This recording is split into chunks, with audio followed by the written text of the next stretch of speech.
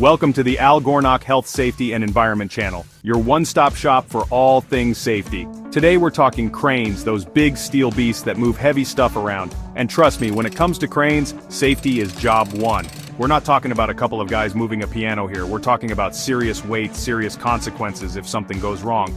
That's why we're gonna walk you through the 10 must-ask questions before you even think about firing up that crane. So, buckle up, grab your hard hat, and let's get safe. First things first, you gotta have a plan. Just like you wouldn't climb into the ring with Mike Tyson without a game plan, you don't want to touch a crane without knowing exactly what you're doing. That means having a detailed procedure for every step of the lift, from rigging to landing. And don't forget about emergencies. Things can go sideways fast with a crane, so you need to know what to do if the load starts to swing or the wind kicks up. Practice those emergency procedures until they're second nature. You got your plan, now it's time to round up the crew. And I'm not just talking about any warm bodies that wander by. You need a team, each with their specific role. Your operator, your rigger, your signal person, everybody needs to be on the same page. Before you lift a single pound, you have a team meeting. Go over those roles and responsibilities. Make sure everyone knows the signals, the safety rules, what to do, and what not to do. This ain't a time for guessing games, folks.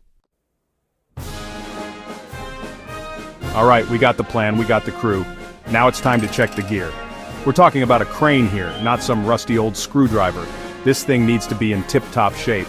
First off, paperwork. Crane inspection certificate, training certificates, operator's license, make sure it's all up to date. Then get your hands dirty. Cables, hooks, boom, everything needs a good once-over. And don't forget the little things, like the lights and the horn. You find something wrong, you shut it down until it's fixed. No shortcuts. Here's where things get real. We gotta talk about weight. Cranes have limits, just like your Uncle Sal at an all-you-can-eat buffet. Every crane has a load chart, and it's not there for decoration. That chart tells you exactly how much weight that crane can lift at a given distance. You try to lift too much or stretch that boom too far, you're asking for trouble. And remember, distance matters. The farther out you go, the less you can lift. So, do the math, people. We talked about having a crew, but now we need to give them names and jobs. You need a designated signal person, someone who's responsible for communicating with the operator. You need a rigger who knows how to properly secure the load. And you need someone in charge, the boss, the head honcho, to oversee the whole operation. Everyone needs to know their role and stick to it. Confusion on a crane site is a recipe for disaster.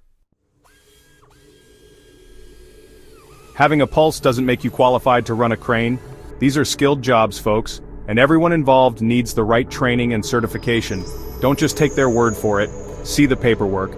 Ask to see their certificates. Make sure they're current, and don't be afraid to ask a few questions. Make sure they know their stuff.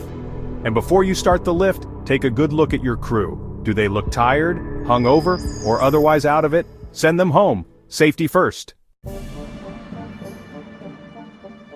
We're talking about a lifting plan here, people. This is like the blueprint for your operation. You need a map of the area, showing where the crane will be, where the load is going, and any obstacles in the way. You need to calculate the weight of the load, the boom extension, the distance, everything. And don't forget about risk assessment. What could go wrong? How can you prevent it?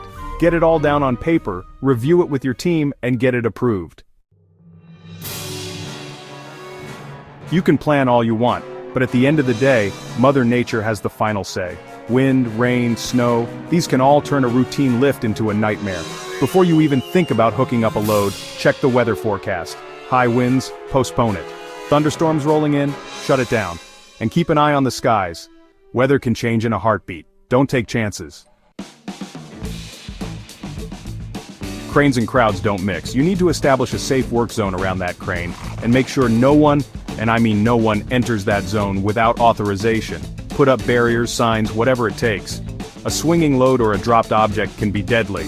Keep everyone else out of the danger zone. Remember, safety first. Last but not least, let's talk about communication.